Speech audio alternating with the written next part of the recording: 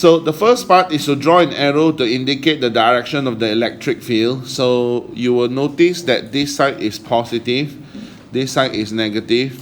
So which means to say if you place a positive test charge in the middle here, since this plate is positive, this plate is negative, it will move, the positive test charge will move to the left, right?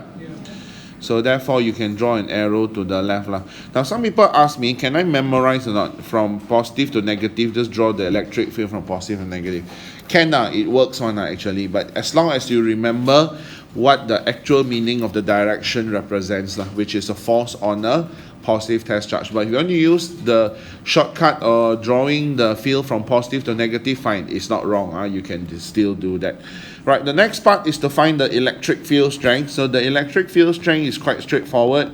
You can use V over D because it's a uniform field. So 450 over 9 times 10 to the power negative 2, which is, okay, give me 5,000. Okay. Now, even though the unit is Newton per Coulomb, it doesn't mean that you can't use V over D like I mentioned before. So even though it is Newton per Coulomb, go ahead and use V over D. It's not a clue for you that you have to use F over Q.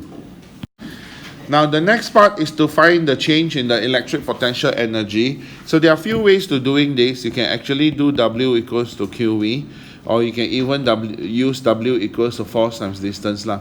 Now if you use force times distance, it's a bit longer working because then you have to use EQ. Then you got to times the D. So in this case here, it is simpler to use W equals to QV, where your charge is 1.6 times 10 to the power negative 19 Coulomb, and then you times the voltage, which was 450. Then you will get the answer straight away. But if you want to use EQ over D, you can also do that since you already calculated the field strength, but it's just a bit more tedious, which you will get as the 7.2 times 10 to the power negative 17 as what is asked to prove. Right, so determine the speed of the electron. So this one, you remember that it starts from rest, if you read the question. So therefore, the change in KE will be the change in PE as well. So why I just put equals to half mv squared, because the final KE is half mv squared, the initial KE is 0. So I don't need to write minus 0. So what is the mass of the electron? 9.11 times 10 to the power negative 31. You want to find the speed. Alright, and then you will be able to calculate the speed. So if you calculate the speed, you will get 1.26 times 10 to the power 7 meter per second. Now for the next part, they want you to plot the graph of the speed V versus the distance traveled, or distance from plate A. Now to plot a graph, you know that you need a formula. Now some people surprisingly quoted the formula E equals to V divided by D to plot the graph. But you can't do this because the V here represents PD. But we don't want PD, we want speed. So forget about this formula. So the only formula we can use though is the equation that we use in kinematics. Now remember, all the kinematics equations can only be used when the acceleration is constant. So since the electric field is a uniform field, so therefore the force exerted on the electron will be constant throughout. So the acceleration will be constant throughout. So therefore you can use the kinematics equation V squared equals to U squared plus 2AS, because it's constant acceleration. Now speed at the initial is 0. Now you are getting V squared equals to 2AS. Now how to plot a graph of V versus S now, because there's a square function there. Now this one you need to know a bit of maths. If your equation, right, in your maths was y equals to 4x squared, the graph that you get of y versus x is actually a minimum. The reason is because for whatever value of x, whether it's positive or negative, once I substitute and square it, my y will always be positive. That's why all my y values are positive. But it also means that if your equation was y squared equals to 4x, and if you plot a graph of y versus x, then for whatever value for y of y, whether it's positive or negative, once I square it, my x will always be positive. So the graph that I will get is this type. Okay. So my my explanation for this graph is that for this equation, it is similar to like this. There's a square on the y-axis there, and then it equals to a constant, which is 4. Here the constant is 2a, and s, which is the x here. So this is s or d, doesn't matter, it's the same symbol. So you should get this graph instead. So what you're going to draw here is, you're going to draw just the top portion. Now there are a few things to be careful about. Number one, when you draw, you must be almost vertical, the gradient. After that, at 9 centimeters, it is almost horizontal, but never horizontal. If you draw horizontal, right, perfectly horizontal here will be wrong. Because the separation is up to 9 centimeters, that's why you need to draw to 9 centimeters. But you should not be perfectly horizontal, because this is supposed to be asymptote. Asymptote means goes nearer and nearer to a maximum value here, but never reaching a maximum. So you cannot be a horizontal. Now to calculate the first part, which is the force on the electron, you can use the formula F equals to EQ. Now always remember, electric force basically only has one method of calculating, F equals to EQ. That is electric force. But the problem is we don't know the field strength, which we can easily solve by using V over D. So 250 divided by 7.6 times 10 to the power negative 3 times the charge on the electron. So that should give me the force on the electron.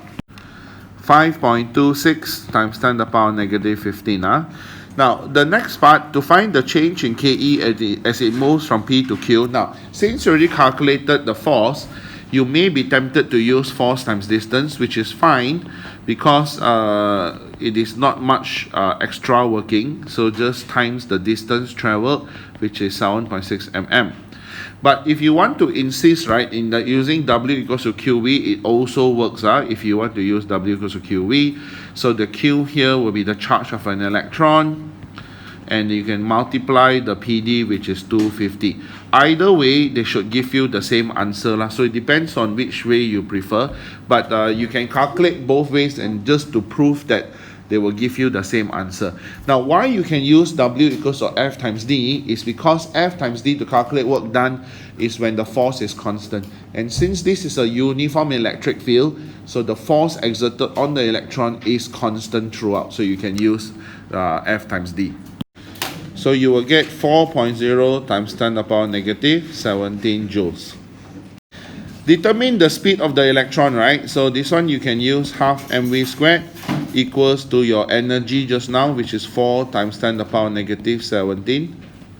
Alright, substitute the mass of the electron, which is 9.11 times 10 to the power negative 31 times the speed squared equals to 4 times 10 to the power negative 17, and you should get the speed. You will get 9.37 times 10 to the power 6 meter per second, right? So that is the speed. Now the last part, which is a bit tricky, right? They say the positions of the plates are adjusted, so the electric field is not uniform, but the PD remains unchanged. State and explain the effect, if any, of this adjustment on the speed of the electron as it reaches plate Q. Now let's try to imagine, right? If you take the plates and you bend it like this, then the field near the nearer side will be stronger, and then the further away will be weaker. So if you get a non-uniform field like this, wait, let me draw nicely. So the question is, will the speed be different or not when it's going to accelerate?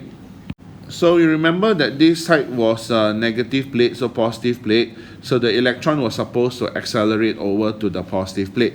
Now, will the speed be different if you adjust the field like this? Now, some people say that it depends where you release it. If you release it here, then the field here is stronger, so the force is stronger, the acceleration is higher, so then you reach here with higher speed.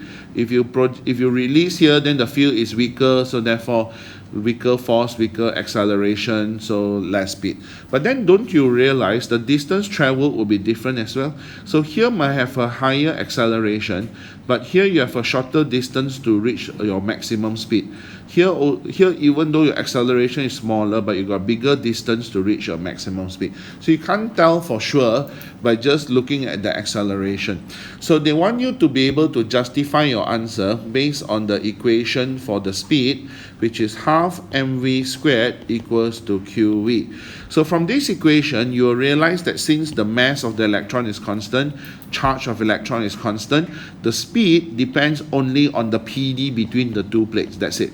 So because the PD remains the same, whatever you do to the separation, make it slanted like this, or make them further apart, make them nearer, as long as a PD is the same, the final speed in reaching the other plate will be the same. So you can say that from the formula half mv squared equals to qv, the final speed depends only on the PD between the two plates. Therefore, the speed remains the same. That's all for today's video. If you're interested in more genuine sharing by other geniuses, please subscribe to our channel and don't forget to turn on the notification bell, ding dong. Also, if you're struggling with one or two past year questions and the mark scheme just doesn't seem to help, Genie has got you covered. Feel free to let us know what question it is by filling in the Google form linked in the description below. GenieUs Hub will get genius teachers to fulfill your request for the solution. Genie will see you next time. Bye-bye.